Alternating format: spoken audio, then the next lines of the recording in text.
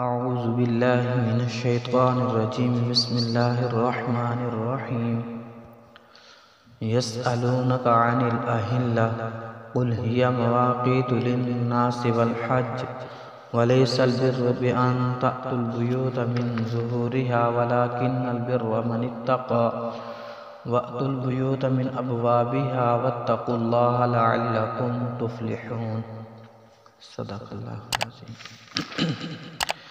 یسألونک عن الأہلہ، کہ نبی مکرم صلی اللہ علیہ وآلہ وسلم آپ سے لوگ چاند کے بارے میں سوال کرتے ہیں۔ قل ہی مواقیت للناس والحج، اے نبی مکرم صلی اللہ علیہ وآلہ وسلم آپ فرما دیجئے کہ یہ لوگوں کے وعدوں کے وقت کو معلوم کرنے اور حج کے موسم کو معلوم کرنے کے لیے ہے۔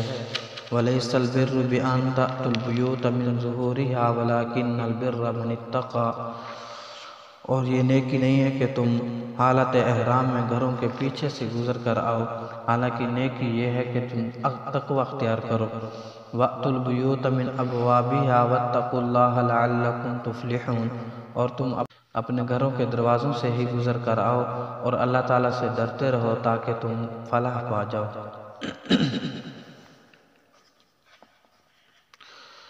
اس آیات مبارکہ کے اندر شان نزول حضرت عبداللہ ابن عباس رضی اللہ تعالیٰ عنہ یہ بیان فرماتے ہیں۔ وہ فرماتے ہیں کہ لوگوں نے آپ صلی اللہ علیہ وآلہ وسلم سے سوال کیا چاند کے بارے میں، یہ کیا ہے، اس کی کیا حکمت ہے، اس کے کیا کام ہیں؟ تو حضرت عبداللہ ابن عباس رضی اللہ تعالیٰ عنہ فرماتے ہیں کہ اسی پر یہ آیات مبارکہ نازل ہوئی، اور اللہ تعالیٰ نے فرمایا کہ یہ تمہارے لیے فائدہ مند ہے، اس لیے کہ تم اپنے قرضوں کی میعاد کو معلوم کر سکتے ہو، اور اسی کے ساتھ تم عورت کی جو عدت مہواری ہوتی ہے اس کو بھی معلوم کیا جاتا ہے، اور اسی کے ساتھ حج کے موسم کو بھی معلوم کیا جاتا ہے، اور مسلمانوں کے لیے روزے کے افطار کے وقت کو اسی طرح معلوم کیا جاتا ہے۔ دوسری روایت حضرت عبداللہ ابن عمر رضی اللہ تعالیٰ عنہ اس طرح فرماتے ہیں کہ نبی کریم صلی اللہ علیہ وآلہ وسلم نے فرمایا کہ لوگو، اللہ تعالیٰ نے چاند کو تمہارے لیے بنایا ہے تاکہ تم اس کی گنتی سے اپنے قرضوں کی میعاد کو پورا کر لو، اور اسی طرح اپنے روزوں کو پورا کر لو۔ چاند دیکھ کر روزے رکھا کرو، اور پھر چاند دیکھ کر عید منایا کرو۔ اگر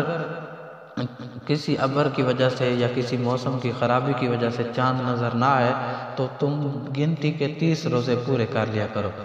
یعنی کہ اللہ تعالیٰ نے یہ مسلمانوں کے لیے، ایمان والوں کے لیے، انسانوں کے لیے چاند کے فائدے رکھے ہیں کہ اس کی گنتی کے ساتھ دن وقت مقرر کیے جاتے ہیں، قرضوں کی ادائیگی کی جاتی ہے،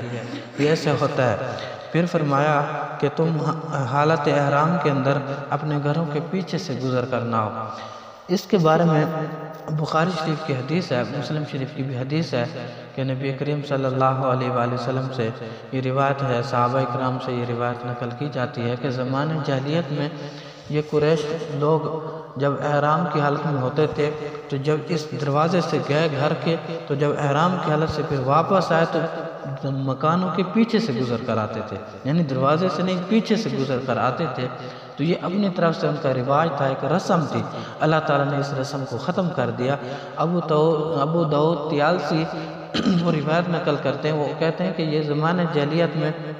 انہوں نے اپنی طرف سے ایک رواج بنا لیا تھا، قریش نے، انصار نے اسی طرح کا اپنے لیے رواج بنا لیا تھا، تو انہوں نے اپنے لیے امتیاز بنا رکھا تھا کہ اپنا نام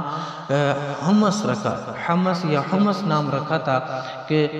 یہ تو دروازے سے سیدھے گزر کر گھر واپس آ سکتے تھے، لیکن دوسرے لوگ اس دروازے سے واپس نہیں آ سکتے تھے احرام کی حالت میں۔ پھر ایک واقعہ انہوں نے ساتھ نقل کیا، کہتے ہیں کہ ایک مرتبہ نبی کریم صلی اللہ علیہ وآلہ وسلم کسی باغ میں گئے، پھر جب باغ کے دوسرے دروازے سے نکلے تو ایک صحابی بھی آپ کے ساتھ نے، جس کا نام تھا قطبہ بن عامر رضی اللہ تعالیٰ۔ جب اس دروازے سے وہ آپ صلی اللہ علیہ وسلم کے ساتھ ہی نکلے تو لوگوں نے اعتراض کرنا شروع کر دیا، کہا کہ آپ صلی اللہ علیہ وآلہ وسلم کے ساتھ یہ شخص کیوں نکلا ہے؟ تو اس صحابی نے آپ صلی اللہ علیہ وآلہ وسلم کے جواب دینے سے پہلے ہی جواب دے دیا، کہا کہ میں مانتا ہوں کہ نبی کریم صلی اللہ علیہ وآلہ وسلم امت سے مراد یعنی اعلیٰ درجے کا انسان بزرگ ہو جو اپنی قوم کے اعلیٰ سمجھا جاتا ہے۔ ان الفاظ سے یہی معلوم ہوتا ہے۔ تو آپ تو امت سے ہیں، لیکن میں بھی تو آپ صلی اللہ علیہ وآلہ وسلم کا امتی ہوں، میں نے بھی آپ صلی اللہ علیہ وسلم کا کلمہ پڑھ رکھا ہے۔ جس طرح میں نے آپ صلی اللہ علیہ وسلم کو کرتے دیکھا، پھر میں بھی آپ صلی اللہ علیہ وسلم کے ساتھ ہی اسی دروازے سے گزر گیا۔ تو اسی رسم کو ختم کرنے کے لیے اللہ تعالیٰ نے فرمایا کسی کی اونچ نیچ نہیں ہے، بلکہ ادب و احترام اپنی جگہ، لیکن اونچ نیچ اسلام کے اندر نہیں ہے۔ ان سب رسم و رواجوں کو ختم کر کے اللہ تعالیٰ نے سیدھا سادہ دین ہمیں عطا کر دیا۔ بعض حضرات فرماتے ہیں کہ یہ انصار کا اور قریش کا یہ عید کے دن کا یہ رواج تھا، بعض حضرات کہتے ہیں کہ اعتکاف کے بارے میں یہ تھا، کچھ حضرات یہ لکھتے ہیں جیسا کہ حضرت حسن بصری رحمۃ اللہ علیہ فرماتے ہیں کہ قریش کے اندر یہ رواج تھا، ایک اپنی طرف سے ایک رسم تھی کہ جب یہ سفر کے لیے جاتے نا